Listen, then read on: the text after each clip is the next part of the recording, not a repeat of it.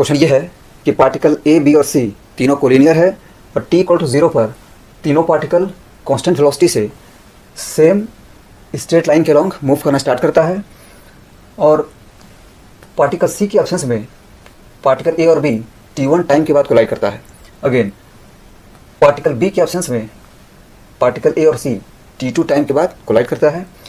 तो particle A के absence में पार्टिकल बी और सी के कोलिजन के बारे में करेक्ट ऑप्शंस को सिलेक्ट करना है। तो इसको प्रोसीड करते हैं। तो क्वेश्चन को इजी वे में सॉल्व करने के लिए हम क्या करते हैं कि पार्टिकल ए के रिस्पेक्ट में पार्टिकल बी और सी को ऑब्जर्व करते हैं। मतलब पार्टिकल ए को रेस्ट में लेके आते हैं और एक रिस्पेक्ट में बी और सी की वेलोसिटी मानते हैं कि v1 और v2 के इक्वल है। नेक्स्ट तीनों पार्टिकल का xt ग्राफ ड्रॉ करते हैं। This is t axis, this is x axis.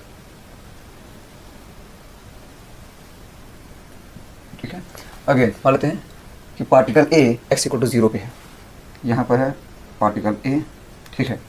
Again मान लेते हैं कि यहाँ पर है पार्टिकल बी और यहाँ पर है पार्टिकल सी। पार्टिकल ए हमेशा रेस्ट में है तो कंफर्म है कि पार्टिकल ए का जो xt ग्राफ है वो t एक्सिस हो जाएगा। ठीक है।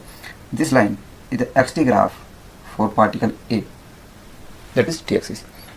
अगेन बी ए से कोलाइड कर रहा है तो कंफर्म है कि बी का जो xt ग्राफ है वो ऐसा होगा। ठीक है। और दोनों ग्राफ इस पॉइंट पर इंटरसेक्ट कर रहे हैं and this point is t1। ठीक है। हम देख सकते हैं कि सी के एब्सेंस में ए और बी t1 टाइम पर कोलाइड कर रहे हैं। दोनों ग्राफ इस पॉइंट पर इंटरसेक्ट कर रहे हैं और इस पॉइंट का जो t कोऑर्डिनेट है वो t1 के इक्वल है। मतलब t1 टाइम पर दोनों पार्टिकल कोलाइड कर रहे हैं। अगेन बी के एब्सेंस में ए और सी t2 टाइम पर कोलाइड कर रहे हैं। तो पहले ऑप्शन ए को चेक करते हैं। ऑप्शन ए में यह है कि अगर t2 t1 से ग्रेटर है तो पहले t2 को t1 से ग्रेटर बनाते हैं। मतलब c का जो xt ग्राफ है वो ऐसा हो जाएगा, ऐसा हो जाएगा। c का xt ग्राफ और a का xt ग्राफ इस पॉइंट पर इंटरसेक्ट कर रहे हैं and this point is t2।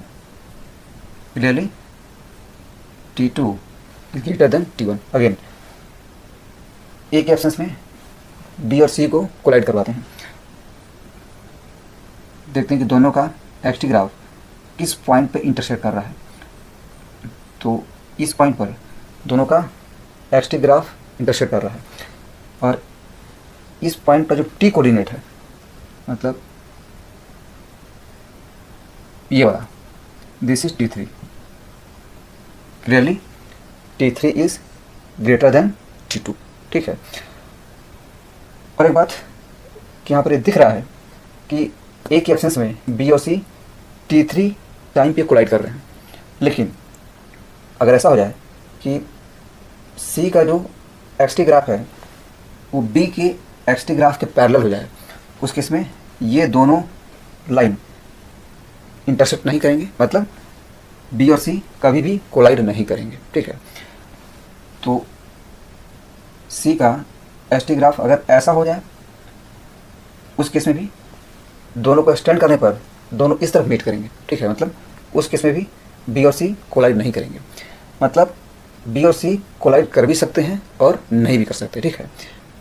तो कंक्लूजन ये है कि अगर t2 t1 से ग्रेटर है उस केस में बी और सी कोलाइड कर भी सकते हैं और नहीं भी कर सकते हैं। लेकिन अगर कोलाइड करते हैं तो कंफर्म है कि जो टाइम ऑफ कोलिजन है t3 वो t1 t2 दोनों से ग्रेटर होगा। ठीक है। और एक बात कि यहाँ पर बी और सी दोनों का जो xt ग्राफ है उसका स्लोप नेगेटिव है। इसको हम यहाँ से भी चेक कर सकते हैं।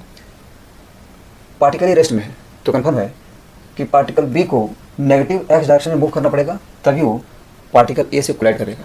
सिमिलरली पार्टिकल सी को भी नेगेटिव x डायरेक्शन में मूव करना पड़ेगा तभी वो पार्टिकल ए से कोलाइड कर पाएगा। यही वजह है कि पार्टिकल बी और सी दोनों का जो एक्स-टी ग्राफ है उसका स्लोप नेगेटिव है, क्योंकि दोनों पार्टिकल को नेगेटिव एक्स एक्सिस की तरफ मूव करना पड़ेगा, तभी जाकर वो पार्टिकल ए से कोलाइड कर पाएंगे। ठीक है, so we have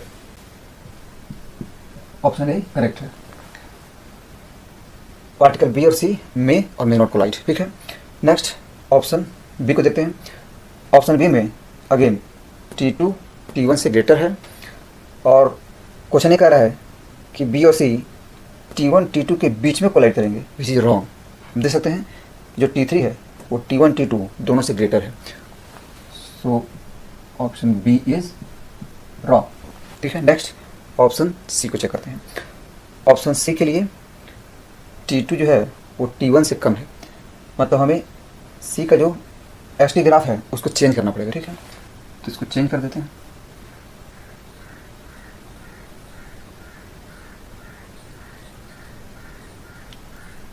T2 is less than T1, मतलब सी का जो एस-टी ग्राफ है वो कुछ ऐसा होगा। ठीक है, ये होगा। ठीक है, और सी जो है वो ए से यहाँ पे कोलाइड कर रहा है and this is T2। Clearly T2 is less than T1, condition fulfil हो गया। तो कुछ नहीं कहता है कि बी और सी अगर टी टाइम पर कोलाइड करते हैं तो टी T2 से कम होगा। करेक्ट है। ठीक है, हम देख सकते हैं कि बी और सी दोनों का एस-टी ग्राफ यहाँ पे इंटरसेक्ट कर रहा है और इस पॉइंट का जो टी कोऑर्डिनेट है वो ये वाला है, दिस इज T3। ठीक है, क्लियर है, जो T3 है वो T1 T2 दोनों से कम है। ठीक है, मतलब ऑप्शन सी जो है वो करेक्ट है। ठीक है, लेकिन यहाँ पर हमने ये सुन किया है कि T2 जो है वो T1 से कम है, इस कंडीशन को लिया है। और यहाँ से क्लियर है कि T3 जो है वो T2 से कम होगा। नेक्स्ट क्या करते हैं, यहाँ पर इक्वलिटी पुट करते हैं, मतलब T1 T2 दोनों को इक्वल करके चेक करते हैं। ठीक है, तो अगेन इसको फिर से ड्रॉ करना पड़ेगा।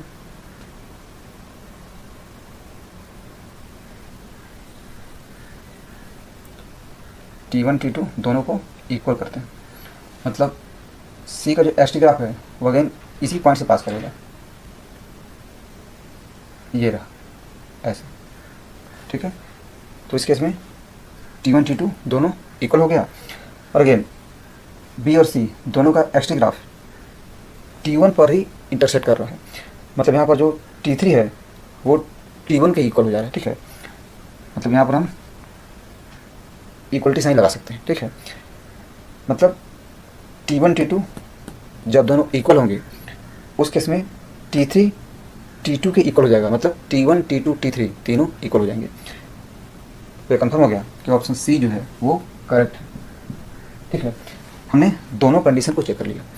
नेक्स्ट ऑप्शन डी में ये कह रहा है कि अगर T2 less than equal to T1 है, मतलब ये वाला केस, ये T2 है, T2 less than equal to T1 है, उस केस में बी और सी T1 T2 के बीच में कोलाइड करेंगे, ये रॉन्ग है। ठीक है, देख सकते हैं कि यहाँ पर जो T3 है वो T2 से कम है, so clearly option B is wrong. ठीक है, तो इस तरह से ये सोल्यूशन हो गया। Thank you.